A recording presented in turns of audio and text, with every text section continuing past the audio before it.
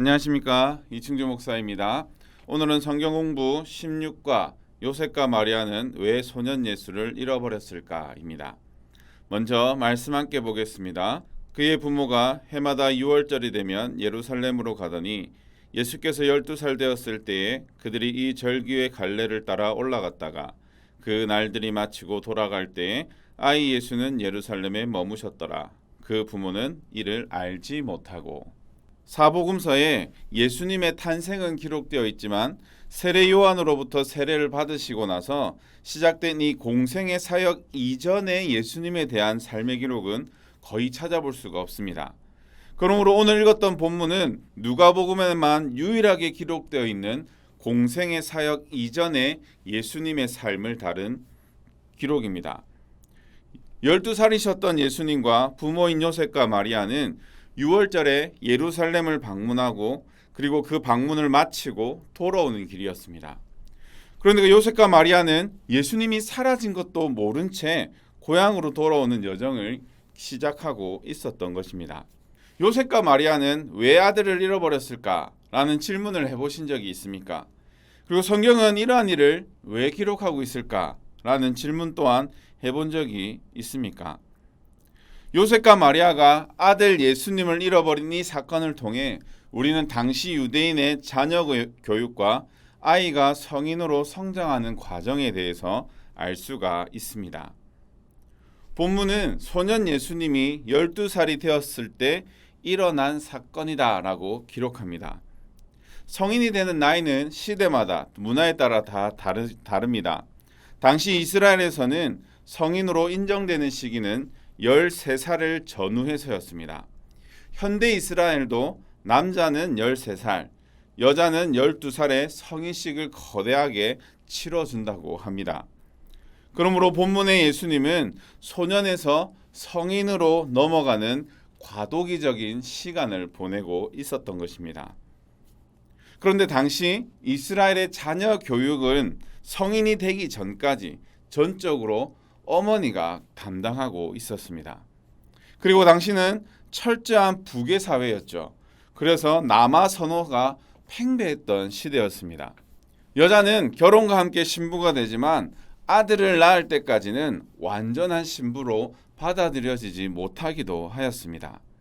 그러므로 아들의 존재는 가족 내에서 어머니라는 신분을 확실하게 해주는 보험과 같은 존재였습니다. 그러므로 당시 문화에서 가장 끈끈한 감정을 가진 사이는 부부 사이가 아니라 엄마와 장남의 사이였다라고 이야기하기도 합니다. 이는 한나가 남편의 사랑을 받으면서도 괴로워했던 사실에서도 알 수 있습니다. 사무엘상 1장 8절에 그의 남편 엘가나가 그에게 이르되 한나여 어찌하여 울며 어찌하여 먹지 아니하며 어찌하여 그대의 마음이 슬프냐 내가 그대에게 10아들보다 낫지 아니하냐 하니라.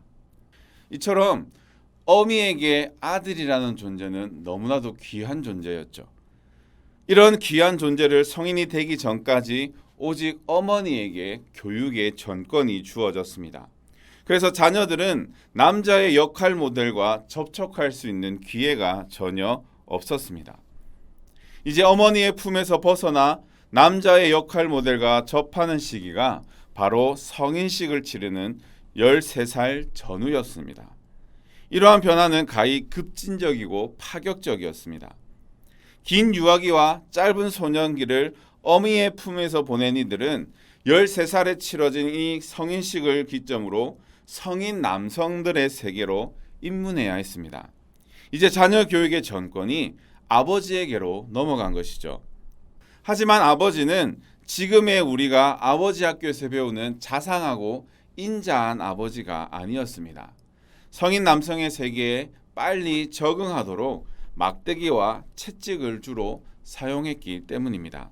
이렇게 성인 남성의 세계에 성공적으로 입문한 아들은 아버지에게 커다란 영광과 자부심을 가져다 주었습니다. 왜냐하면 이제 나를 이어서 이 아들이 그 세대를 이어갈 것이기 때문입니다. 그래서 아버지는 이런 아들을 둔 것만으로도 세상을 다 얻은 듯 뿌듯해 했습니다. 자, 이런 자녀 교육의 방식을 이해할 때 우리는 요셉과 마리아가 왜 아들 예수를 잃어버렸는지를 이해할 수 있습니다. 6월절이 되어 예루살렘으로 향한 예수님의 가족입니다. 그런데 이번에 예수님이 12살이 되었다라는 사실이 지금까지와는 다른 사실입니다. 즉 예수님은 이제 성인기로 넘어가는 마지막 과도기였던 것이죠. 예수님 당시 강도와 맹수와 같은 도처의 위험들 때문에 긴 거리를 이동할 때는 캐러반이라는 집단을 이루어서 그 길을 떠났다고 합니다. 특히 명절 때 예루살렘을 방문하는 성지순례는 친족 단위로 캐러반을 이루는 경우가 많았습니다.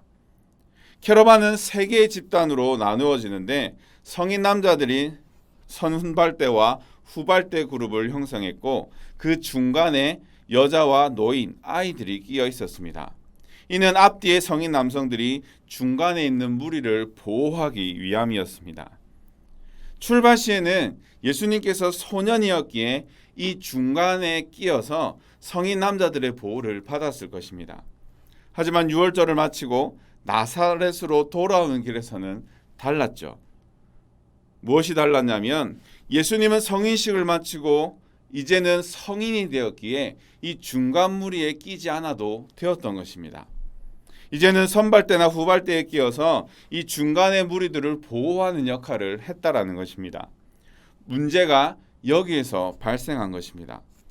요셉과 마리아는 예수님이 선발대나 후발대에 속하여 자신들과 함께 돌아가고 있다라고 생각한 것이죠. 하룻길 여정을 마친 캐러밴은 한 곳에 모여 인원을 파악하였는데 그제서야 예수님께서 이 캐러밴에 속해 있지 않은 것을 알게 된 것입니다.